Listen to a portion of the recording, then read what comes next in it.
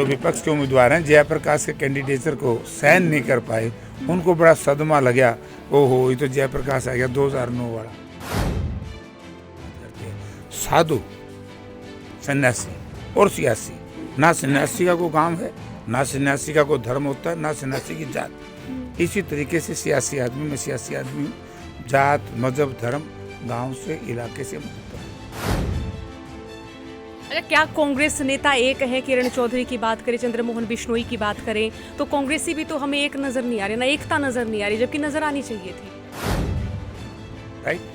धनखड़ साहब से ही पूछना कि आपने ये प्रेस कॉन्फ्रेंस करके ये नहीं कहा, मेरे पास क्लिपिंग है, कि भाई अगर विधायक बन के काम करने सीखना है तो जयप्रकाश से सीखना। सर, अभय चौटाला साहब ने आपका एक बागड़ी वाला जो बयान है उसका बहुत बार जिक्र किया है। उसको सीरियस नहीं लेता, उसको छोड़ो जी कुछ। अभय चौटाला साहब को सीरियस नहीं लेते आपके बयान को? ना उसी को सीरियस नहीं लेते। अब मैं क्या नहीं लेता, उसका घर वाले नहीं लेते उसको सीरियस।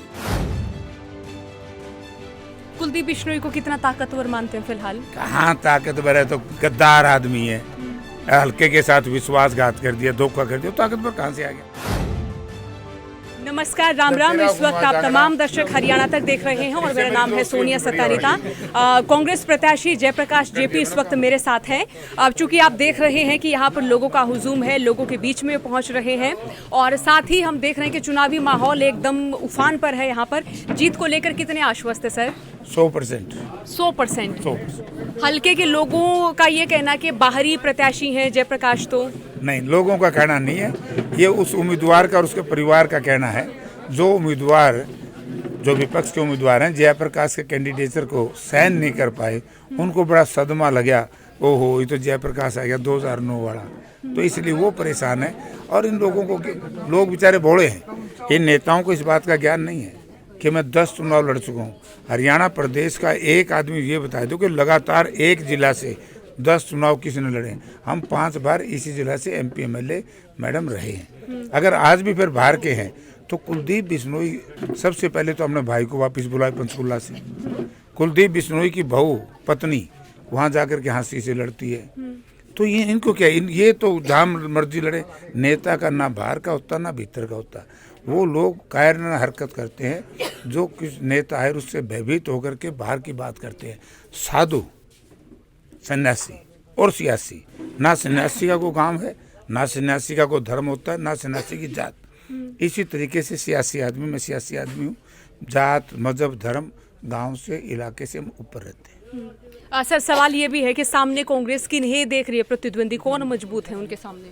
मुझे तो कोई प्रतिद्वंदी मजबूत नहीं दिखाई देता, लेकिन सत्ताधारी दल है, थोड़ा मोटा जैसे सत्ता का दुरुपयोग कर रहे हैं, कुछ वोट मिल जाएंगे। लेकिन जितना सत्ता का दुरुपयोग वो करेंगे, क्योंकि आपने देख लिया है कि हरियाणा के चीफ मिनिस्टर लोगों को फेस करने से घबरा रहे हैं।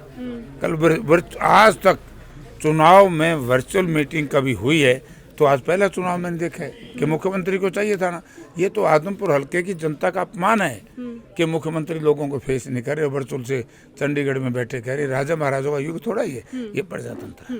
अरे क्या कांग्रेस नेता एक है? किरण चौधरी की बात करें, चंद्रमोहन बिश्नोई की बात करें, तो कांग्रेसी भी तो हमें एक नजर नहीं आ रही, ना एकता नजर नहीं आ रही, जबकि नजर आनी चाहिए थी। अरे कुकर नजर दिया हो गया हमने। तब किरण चौधरी बीमार है, चंद्रमोहन आ जाएगा जब बुलावांगे।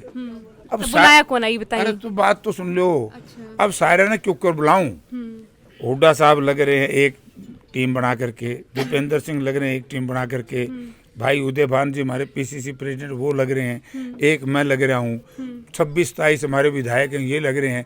गांव सारे सही मायने तो गांव 46 हैं, ठीक है, पंचायतें 54 अलग हैं। अब हर गांव में एक एक छोड़ रखे, जो जो इनको बदलता रहूँगा। अभी समय बहुत है, सब लोग यहाँ आएंगे। अगर हम उल्टा प्रश्न पूछ रहे हैं, BJP वाले जो दुष्प्रचार करते हैं हमारे खिलाफ, ना तो बीज साहब आए, ना मुख्यमंत्री जी आए, कई मंत्री इनके नहीं आए, और वो धनखड़ जी आए थे। और मेरा तो एक ही मामले में चुनाव लड़ा गया।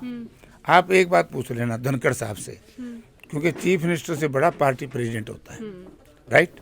धनखड़ साहब से ही पूछना कि आपने ये प्रेस कॉन्फ्रेंस करके ये नहीं कहा, मेरे पास क्लिपिंग है, कि भाई अगर विधायक बन के काम करने सीखना है तो जयप्रकाश से सीखो। तो जयप्रकाश निर्दलीय विधायक होते हुए भी काम करता था। जब जयप्रकाश से ही उन्होंने अपने उम्मीदवारों को सिखवाना है तो भारतीय जनता पार्टी को ये कहना चाहिए और उनके प्रेसिडेंट को कि लोगों, जयप्रकाश एक ऐसा उम्मीदवार है जो विपक्ष में रह करके भी लोगों के काम करवाए हैं। सर, अभय चौटाला साहब ने आपका एक बागड़ी वाला जो बयान है उसका बहुत बार जिक्र किया है। वो सीरियस नहीं लेता, उसको छोड़ो जी, कुछ नहीं। अभय चौटाला साहब को सीरियस नहीं लेते आपके बयान को? ना उसी को सीरियस नहीं लेते। अब मैं क्या नहीं लेता, उसका घर वाले नहीं लेते उसको सीरियस। वो सीरियस है ही नहीं, मेरा मित्र है पक्का, लेकिन मैं भी उसको सीरियस नहीं लेता। तो मित्र भी आपस में सीरियस नहीं लेते? ना कई राजनीति में सामाजिक तौर से हम एक हैं, लेकिन राजनीतिक तौर से उसको कोई भी सीरियस नहीं लेता। वो तो जिस काम के लिए था वही करना चाहिए था, राजनीति के फिट नहीं है। अच्छा सर, ये जो उपचुनाव है इसे 2024 की एक एंट्री के तौर पे देखा जा रहा है इस चुनाव को, इसे सही माने? क्या ऐसा ही है? बिल्कुल सही है, बिल्कुल सही है। 24 में तो दरो दीवार पे लिखा जा चुका है कि कांग्रेस आएगी, हुड्डा चीफ मिनिस्टर बनेगा और भाजपा जाएगी। कुलदीप बिश्नोई को कितना ताकतवर मानते हैं फिलहाल? कहाँ ताकतवर है, तो गद्दार आदमी है। हल्के के साथ विश्वासघात कर दिया, धोखा कर दिया। ताकतवर कहाँ से आ गया? ताकतवर तो वो होता है, मैं बताता हूँ। जयप्रकाश लोगों ने 2014 में इंडिपेंडेंट जितवाया निर्दलीय, और मैं 5 साल लोगों से मैंने वायदा किया था मैं किसी पार्टी का साथ देने से पहले लोगों से पूछूंगा। मैंने किसी का साथ नहीं दिया, 5 साल में निर्दलीय रहा। तो वो कहाँ है हम ताकतवर? लोगों के साथ धोखा दे गया, पार्टी के साथ विश्वासघात कर गया। चलिए, बहुत शुक्रिया सर समय देने के लिए, बहुत बहुत शुक्रिया जी। तो ये जो है जयप्रकाश जिन्होंने जिक्र किया कि कांग्रेस जो है फिलहाल मजबूती से अपना चुनावी प्रचार कर रही है। मैं सोनिया सतानीता, कैमरा पर्सन दीक्षा के साथ आदमपुर हरियाणा तक।